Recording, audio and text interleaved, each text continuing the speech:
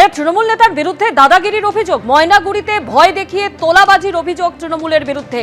যুব তৃণমূলের জলপাইগুড়ি জেলা সাধারণ সম্পাদক পাপন চাকলাদারের বিরুদ্ধে অভিযোগ। বিস্তারিত জানতে কথা বলবো আমাদের প্রতিনিধি রাজা চট্টোপাধ্যায়। রাজা, যে অভিযোগ উঠছে যে ওই তৃণমূল নেতার অত্যাচারে অতিষ্ঠ হয়ে উঠেছেন গ্রামবাসীরা, ঠিক কি অভিযোগ তার বিরুদ্ধে? থানায় কি বিষয়ে অভিযোগ জানানো হয়েছে?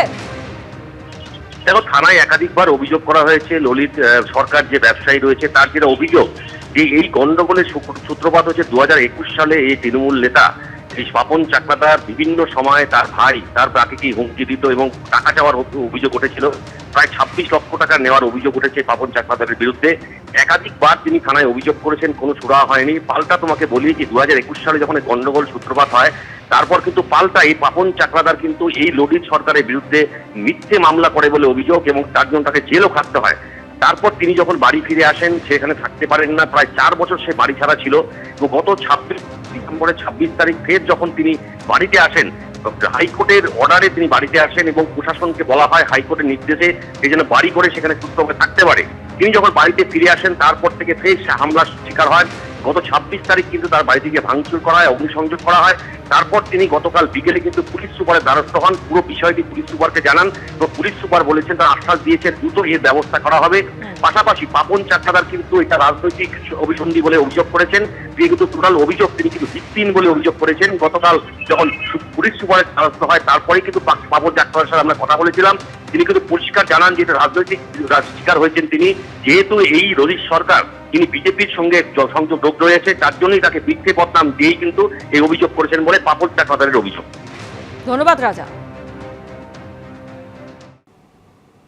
মালদার তৃণমূল কাউন্সিলরকে খুনের মাঝে বা তৃণমূল পরিচালিত পঞ্চায়েতের উপপ্রধানকে প্রাণনাশের হুমকি দেওয়ার অভিযোগ ছড়ালো চাঞ্চল্য। ঘটনায় 2 তৃণমূল নেতার বিরুদ্ধে থানায় অভিযোগ দায়ের করেছেন অভিযোগকারী উপপ্রধান। অভিযোগ অস্বীকার করেছেন 2 অভিযুক্ত।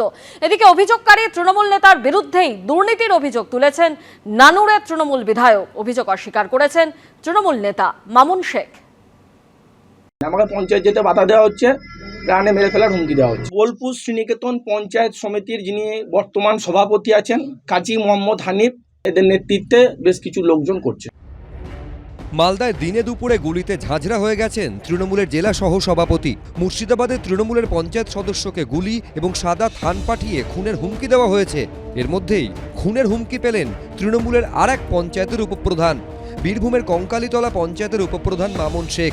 তাৎপর্যপূর্ণ বিষয় হলো এই ঘটনায় অভিযোগের তীর তৃণমূলেরই অঞ্চল আহ্বায়ক এবং তৃণমূল পঞ্চায়েত সমিতির সভাপতির দিকে। 2 তৃণমূল নেতার নামে থানায় অভিযোগ দায়ের করেছেন তৃণমূলের উপপ্রধান। এখানে আমাকে কাজী মোহাম্মদ হানিফ, বোলপুর শ্রীনিকেতন পঞ্চায়েত সমিতির সভাপতি, এবং আলেপ শেখ বলে একজন আছে, তাদের নেতৃত্বে তারা সহ আমাকে প্রাণনাশের হুমকি দেওয়া হচ্ছে। তাদের বাইক বাহিনী তাণ্ডবে আমি ভয়ে ভীত, আমি বাড়ি থেকে বেরোতে পারছি না, নিরাপত্তার অভাব বোধ করছি। গতকাল মালদা তৃণমূলের জেলার যে সহসভাপতি তাকে প্রকাশ্যে গুলি করে খুন করে দেওয়া হলো। তো আমাকেও যে কোনো সময় এরকম তো খুনের হুমকি আসছেই, আমাকে গুলি করে মেরে দেবে না, খুন করে দেবে না, তার কি প্রমাণ আছে? তার দায় কে নেবে? ও পঞ্চায়েতে উপপ্রধান, ও যেতেই পারে, ও তো যায়নি কোনো দিন। যাবে না কেন? ওর পঞ্চায়েত, ও যাবে আসবে, তবে তো ভালো লাগবে, ও যাক। ওগুলো ভিত্তিহীন, ওগুলো ঠিক নয়।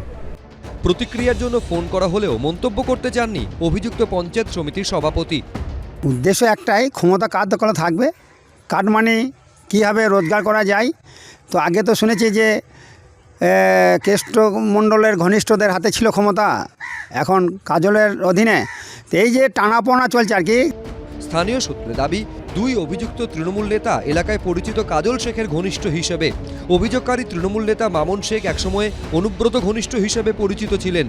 অনুব্রত গ্রেফতার হওয়ার পর কাজল শিবিরের দিকে ঝুঁকতে শুরু করেন মামুন। সূত্রের খবর, অনুব্রতর কামব্যাকের পর ফের তাঁর শিবিরে ফেরার চেষ্টা করছিলেন তিনি। সম্প্রতি মামুন শেখকে অঞ্চল সভাপতির পদ থেকেও সরানো হয়। খুনের হুমকির সঙ্গে কি এই ঘটনাক্রমের কোনো যোগ আছে, সেই প্রশ্ন উঠছে বিভিন্ন মহলে। এদিকে বৃহস্পতিবার কঙ্কালীতলা পঞ্চায়েতে গেলে মামুন শেখের বিরুদ্ধে দুর্নীতির অভিযোগে সরব হন স্থানীয় ব্যবসায়ীদের একাংশ। একই অভিযোগ তোলেন তৃণমূলেরই বিধায়ক বিধানচন্দ্র মাঝি। দীর্ঘদিন ধরে আপনারা জানেন যে পঞ্চায়েতে একটা বড় ধরনের দুর্নীতি হয়েছে।